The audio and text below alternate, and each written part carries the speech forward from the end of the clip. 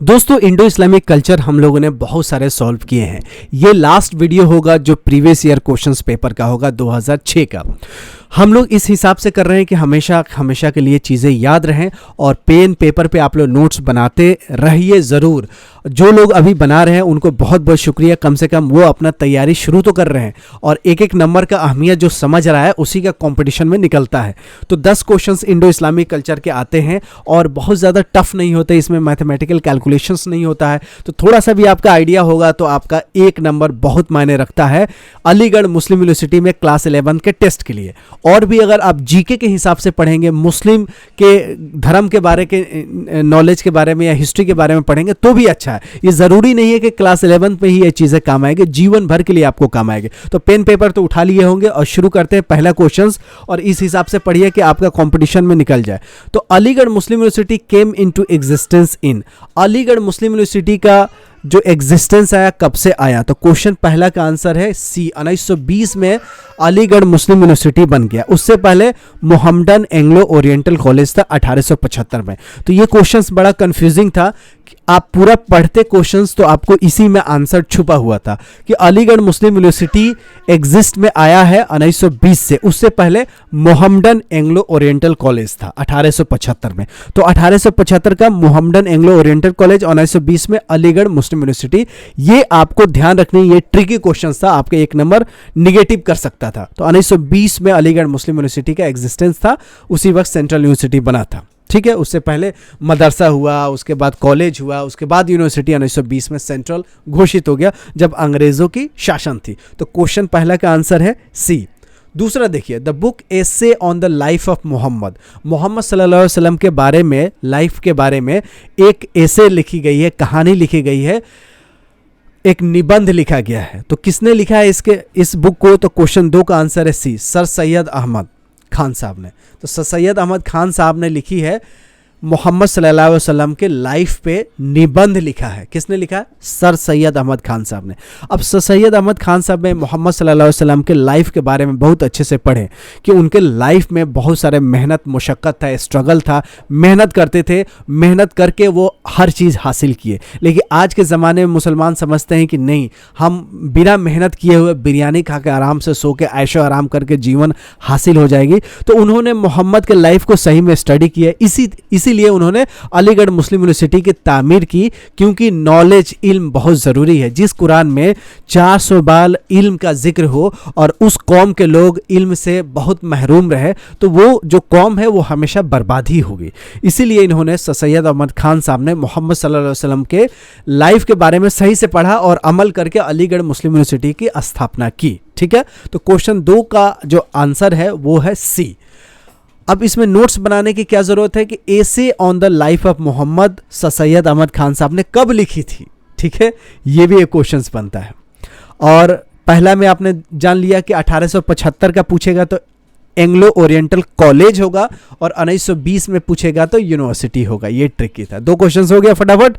तीसरा देखते हैं, who started the Ramakrishna mission, Ramakrishna mission किसने स्टार्ट किया था। तो क्वेश्चन 3 का जो आंसर है डी, स्वामी विवेकानंद जी ने रामाकृष्ण मिशन को स्टार्ट किया था। स्वामी विवेकानंद बहुत ही नॉलेजेबल, बहुत ही पावरफुल है, इतने मोटिवेशनल स्पीकर थे कि इनका बुक अभी भी आप पढ़ते हैं स्वामी विवेकानंद जी का तो आप बहुत एनर्जाइज हो जाते हैं, क्योंकि इन्होंने बिल्कुल यूथ को मोटिवेट किया है। तो एक बार आपको चांस मिले तो स्वामी विवेकानंद का बुक कोई भी उठा के पढ़िएगा, बहुत ही मजा आएगा। तो हु स्टार्टेड रामाकृष्ण मिशन, तो स्वामी विवेकानंद जो कि बंगाल के रहने वाले थे। तो क्वेश्चन 3 का आंसर है डी। ठीक है, अब क्वेश्चन 4 देखते हैं, the first khalifa to succeed हजरत मोहम्मद, पहले खलीफा कौन थे जो हजरत मोहम्मद के बाद हुए। तो देखिए सिंपल सा क्वेश्चन है, बहुत ही आसान क्वेश्चन है, हजरत अबू बकर। हज़रत अबू बकर साहब पहले खलीफा थे जो हज़रत मोहम्मद सल्लल्लाहु अलैहि वसल्लम के बाद हुए। कौन? हज़रत अबू बकर। तो क्वेश्चन 4 है, बहुत लोग हज़रत अली को टिक करेगा तो नहीं, हज़रत अबू बकर साहब पहले खलीफा थे। ठीक है, हज़रत अबू बकर साहब। तो हज़रत अबू बकर साहब के बारे में ज़रूर नोट्स बनाइएगा, नहीं तो आप लोग हज़रत अली साहब को टिक करके आएंगे और बोलेंगे कि ये क्वेश्चन मेरा तो गलत हो गया। क्यों? क्योंकि आपने खलीफा का नाम नहीं सुना कि पहले खलीफा कौन थे, दूसरे कौन से, तीसरे चौथे, चारों खलीफा के बारे में आप नोट्स बनाइए, गूगल क्रोम पे जाइएगा कब, इस वीडियो को देखने के बाद। अब 5वां क्वेश्चन देखते हैं, उसके बाद बिल्कुल द एंड हो जाएगा। ये इंडो इस्लामिक कल्चर का बस लास्ट ही ईयर का क्वेश्चन पेपर है, इसके बाद आपको पूरे मिल चुके हैं। क्वेश्चन 5 देखिए, हज़रत अमीर खुसरो वॉज डिसिप्लिन ऑफ। कितना बार आया है कि हज़रत निज़ामुद्दीन औलिया के डिसिप्लिन थे हज़रत अमीर खुसरो, कम से कम 4 बार क्वेश्चन तो ये आया हुआ है। तो इसलिए मैं कहता हूँ कि नोट्स बनाइएगा हज़रत अमीर खुसरो जी के बारे में और हज़रत निज़ामुद्दीन औलिया जिनका मज़ार है दिल्ली में। तो क्वेश्चन 5 का जो आंसर है वो बी आंसर है, हज़रत निज़ामुद्दीन औलिया। अब देखते हैं आगे क्वेश्चन 6 नंबर, the famous story Idgah was written by. बहुत ही इमोशनल स्टोरी है जिससे पढ़ के आंखों में आंसू आ जाता है कि ईदगाह के बारे में लिखा जाता है। तो हामिद नाम का एक लड़का था जिन्होंने ईद के मेले में जाता है और ईद के मेले में बहुत कम इसके पास पैसा रहता है, बहुत सारे चीज़ों को देखता है, लेकिन इसके दादी को ना रोटी बनाते वक्त उसका हाथ जल जाता है। तो ये ईदगाह में खिलौने न लेके वो चिमटा लेके आता है कि दादी का हाथ ना चले। तो बहुत ही टची और इंस्पायरिंग स्टोरी है और लिखा किसने है? मुंशी प्रेमचंद।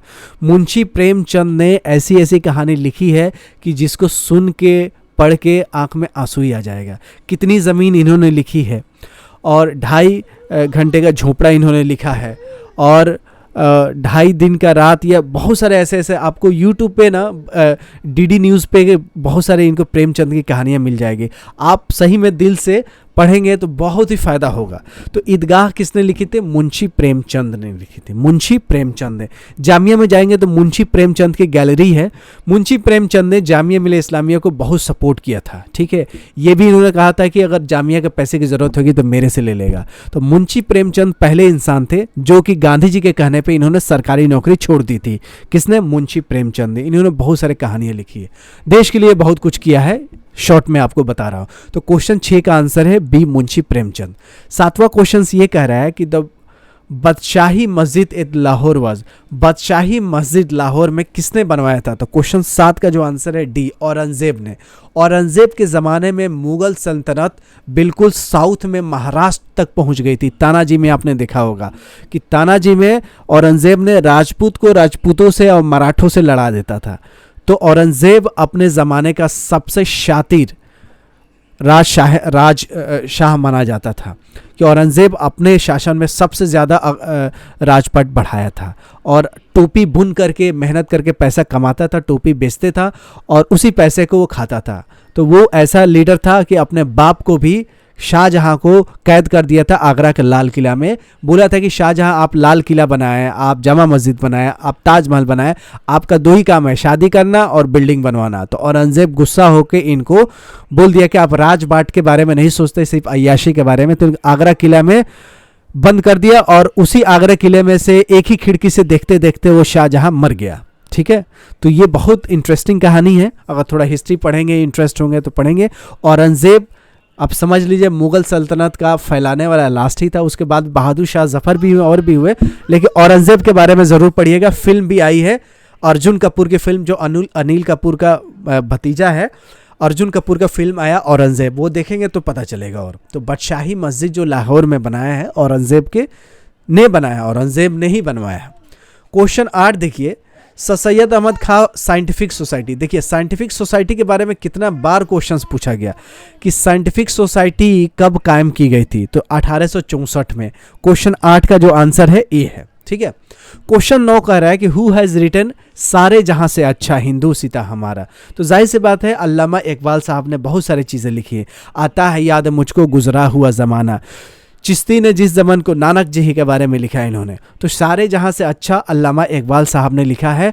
अल्लामा इकबाल साहब ने बहुत सारे, एक शायर, एक और क्वेश्चन आया, खुदी को कर बुलंद इतना कि खुदा बंदे से पूछे कि तेरी रज़ा क्या है, और भी है बहुत, बीच में मैंने स्किप कर दिया है। तो इकबाल साहब के बारे में ज़रूर पढ़िएगा, अल्लामा इकबाल साहब के बारे में क्वेश्चंस AMU में आता ही आता है। लास्ट क्वेश्चन है 2006 का, the Mughal emperor who was a patron of fine arts was.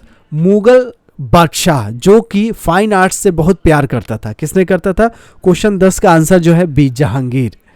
Jahangir जो है फाइन आर्ट्स को बहुत पसंद करता था। तो ये आप जहांगीर साहब के बारे में और फाइन आर्ट्स के बारे में, मतलब ये चित्रकला कला में बहुत मतलब बिलीव करता था जहांगीर। तो ये जो क्वेश्चंस है बहुत इंपॉर्टेंट है सारे, क्योंकि आपका एक एक नंबर बहुत मीन रखता है। तो हमने क्वेश्चंस बहुत अच्छे से किया है। आप लोग उम्मीद है कि नोट्स भी बनाएंगे और आपसे कंपटीशन भी निकलेगा। और भी धीरे धीरे अब हम लोग क्वेश्चंस करेंगे जीके के बारे में। इंडो इस्लामिक कल्चर यहीं पे समाप्त करते हैं और आप लोग नोट्स बना के अच्छे से पढ़ाई कीजिएगा। फिर मिलते हैं जीके के वीडियो के साथ। तब तक you take good care of yourself. Jai Hind, जय AMU।